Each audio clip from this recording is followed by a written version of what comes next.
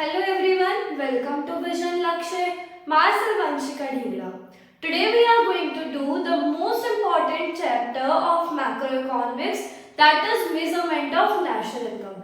National income जो है हमारे macroeconomics का बहुत ज़्यादा स्कोरिंग प्लस बहुत ज़्यादा इम्पोर्टेंट चैप्टर है, ठीक है। तो डिस्कस करते हैं क्या होता है। देखो, सबसे पहले हमें पता होता है कि कैसे कैसे हमारा जनरेशन होता है, इनकम, एक्सपेंडिचर, ये सब चीजें। फर्स्ट ऑफ ऑल हमारा क्या होता है, प्रोडक्शन, ठीक है।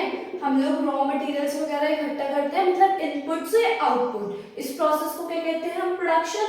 इस प्रोडक्शन के बाद क्या जनरेट होती है, हमारी इनकम जनरेट होती है, ठीक है। अब ये इनकम जो जनरेट हो गई, इस इनकम से हम लोग क्या करते हैं, एक्सपेंडिचर करते हैं, ठीक है। इस एक्सपेंडिचर करने के बाद वापस से हमारी क्या होती है, इनकम जनरेट होती है। मतलब ओवरऑल ये हमारा चलता ही रहता है, ठीक है, इट नेवर एंड्स। प्रोडक्शन के बाद हमारी इनकम जनरेट होती है, इनकम जनरेट होने के बाद हम लोग क्या करते हैं, एक्सपेंड करते हैं, खर्च करते हैं। तो ये हमारा क्या होता है, नेशनल इनकम में ये चलता ही रहता है। इसकी हेल्प से हमारी इनकम जनरेट होती है, एक्सपेंड होती है, प्रोसेस बाय प्रोसेस। नाउ अब नेशनल इनकम स्टार्ट करने से पहले क्या होता है, हमें नेशनल इनकम को मेजर करने के मेथड्स पता होने चाहिए। कौन कौन से होते हैं, हमें नेशनल इनकम मेजर करने के 3 मेथड्स होते हैं, ठीक है। कौन कौन से वो 3 मेथड्स होते हैं, these are methods to measure national income. The very first method is value added method. Second method is income method. Third method is expenditure method. ठीक है, इन 3 चीजों से हमारे 3 मेथड्स बन के आ गए। तो अब इस लेक्चर में हम लोग क्या करेंगे, वैल्यू एडेड मेथड, यानी हमारा first method of measuring national income को क्या करेंगे, डिस्कस करेंगे, ठीक है। So let us begin. क्या होता है हमारा value added method. Now look,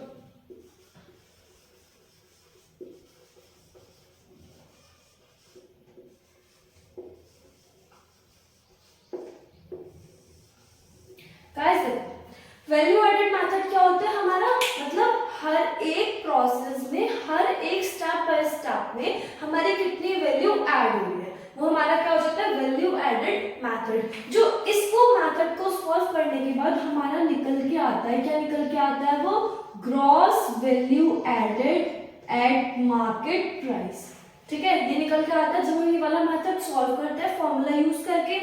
जो ये होता है GVA एट MP, ठीक है, मतलब gross value added at market price, ये हमारा इक्वल होता है किसके, gross domestic product at market price.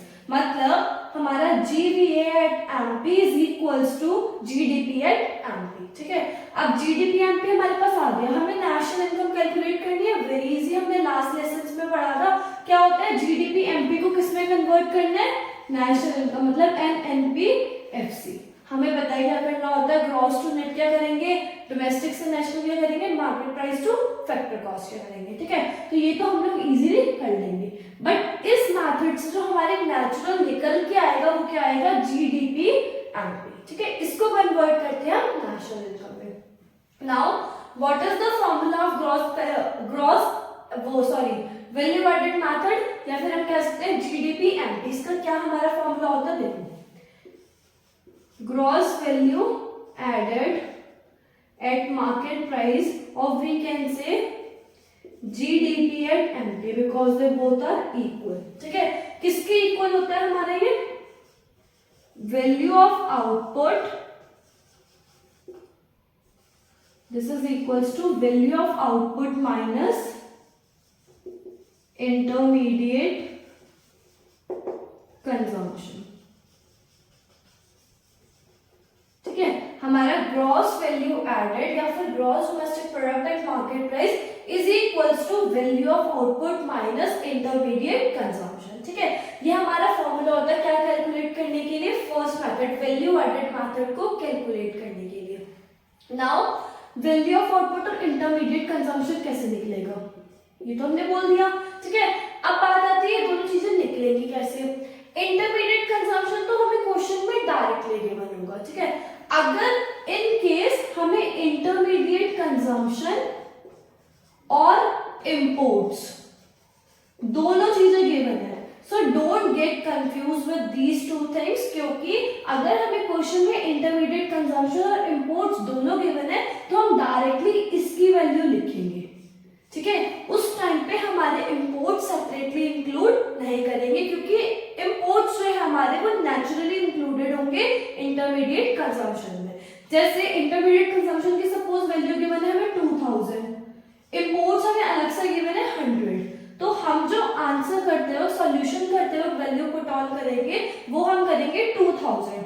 इस 100 का यानी इंपोर्ट्स का कोई कहीं से कहीं तक कोई यूज नहीं होगा।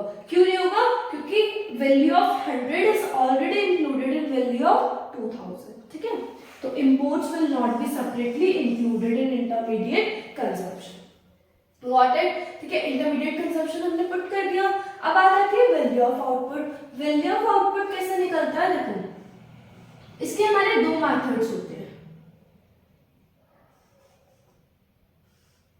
Sales plus change in stock, ठीक है। हमें क्वेश्चन में सेल्स गिवन होगी और चेंज इन स्टॉक, हम इन दोनों को ऐड कर देंगे तो हमारा क्या निकल के आ जाएगा? Value of output. ये चेंज इन स्टॉक हमारा कैसे निकलता है? इसका फॉर्मूला होता है, अगर डायरेक्टली नहीं गिवन तो closing stock minus opening stock, तो इसकी हेल्प से हमारा क्या निकल के आ जाएगा? Change in stock. फिर हम वैल्यू पुट कर देंगे और सेल्स के साथ इसको ऐड कर देंगे। Second method is value of output equals to quantity into price. मतलब जब हम क्वांटिटी और प्राइस को मल्टीप्लाई कर देंगे तो हमारा क्या निकल के आ जाएगा? Value of output. Got it? Now one more thing, जैसे हमारा इंटरमीडिएट कंजम्पशन गिवन है और इंपोर्ट्स गिवन है तो हम इंपोर्ट्स को सेपरेटली इंक्लूड नहीं करते हैं। सिमिलरली अगर हमें सेल्स गिवन है, ठीक है, और एक्सपोर्ट्स गिवन है तो हम इस एक्सपोर्ट्स की वैल्यू को सेपरेटली इंक्लूड नहीं करेंगे, ठीक है। बट अगर हमें डोमेस्टिक सेल गिवन है, क्वेश्चन में डोमेस्टिक सेल गिवन है और एक्सपोर्ट्स गिवन है, तो क्या कर देंगे? हम डोमेस्टिक सेल प्लस एक्सपोर्ट्स करेंगे, तब जाके हमारा क्या निकल के आएगा? सेल्स। Got it? एक्सपोर्ट्स और सेल्स गिवन है तो एक्सपोर्ट्स को सेपरेटली इंक्लूड नहीं करेंगे, बट अगर हमें डोमेस्टिक सेल्स गिवन है तो हम उस टाइम पे एक्सपोर्ट्स को ऐड कर देंगे। Got it? Now by following this method हमें क्या होता है? कुछ प्रिकॉशंस फॉलो करने होते हैं। हमारे तीनों मेथड्स में कुछ ना कुछ प्रिकॉशन है, तो हम लोग अगर फर्स्ट मेथड पढ़ रहे हैं तो पहले इसके प्रिकॉशन देखते हैं, वैल्यू एडेड मेथड के क्या क्या प्रिकॉशंस होते हैं। Let's C.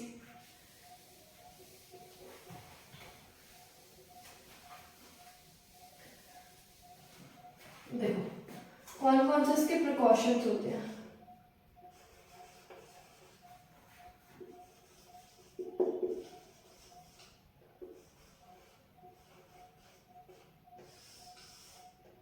Precautions of value added method, क्या क्या प्रिकॉशन होते हैं इसके? फर्स्ट क्या होता है हमारा?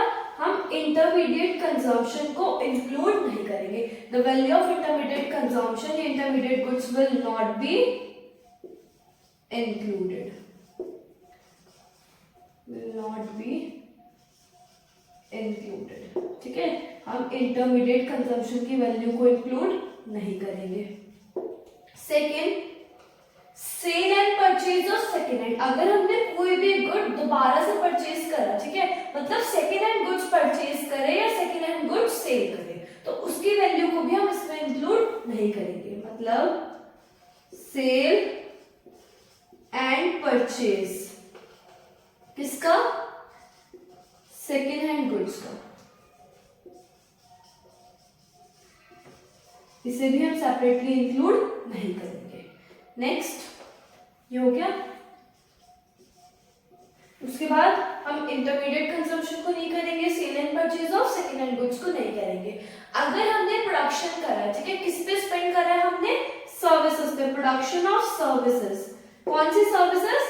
फॉर सेल्फ कंजम्पशन, अपने खुद के लिए, तो वो हमारी इस मेथड में मतलब नेशनल इनकम में इंक्लूड नहीं होगी। अगर हमने प्रोडक्शन ऑफ सर्विसेज करा है फॉर सेल्फ कंजम्पशन तो वो इंक्लूड नेशनल इनकम में नहीं होगी, बट अगर हमने प्रोडक्शन ऑफ गुड्स करा है फॉर सेल्फ कंजम्पशन तो वो नेशनल इनकम में इंक्लूड होगा।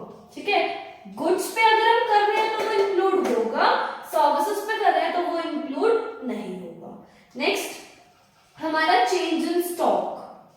ठीक है, हमारे जितने भी गुड्स चेंज हो रहे हैं, चेंज इन स्टॉक ये हमारा नेशनल इनकम में इंक्लूड होगा। Change in stock will be included. ठीक है, एक बात देख लेते हैं precaution, intermediate consumption will not be included. Sale and purchase second hand goods की कर रहे हैं वो नेशनल इनकम में इंक्लूड नहीं होगी, क्योंकि वो पहले जब हमने फर्स्ट टाइम उसकी सेल करी है उस टाइम पे वो इंक्लूड हो गई है। सर्विसेज फॉर सेल्फ कंजम्पशन अगर हमने करी है तो वो नेशनल इनकम में इंक्लूड नहीं होगी, but goods for self consumption करे तो नेशनल इनकम में इंक्लूड होंगे। And change in stock it will be included in national income. Got it? ठीक है, this is our value added method. In the second method and third method will be discussed in next lectures. This is all for today. Hope समझ में आया होगा, पूरा concept clear हो गया होगा वैल्यू एडेड मेथड का। एंड इफ वीडियो पसंद आई हो तो please like share and subscribe. Thank you.